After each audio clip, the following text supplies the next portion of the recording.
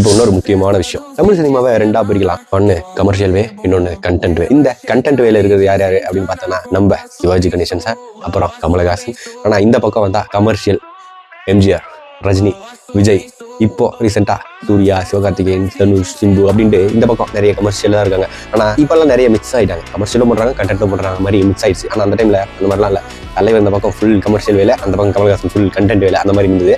இப்போ அந்த வரிசையில ரஜினி அந்த கமர்ஷியலை அவரோட ஸ்டைல், அவரோட இதுவெல்லாம் வச்சு ஒரு ஜென்ரேஷனுக்கே அதை கற்றுக் கொடுத்தாருன்னு நான் சொல்லுவேன்.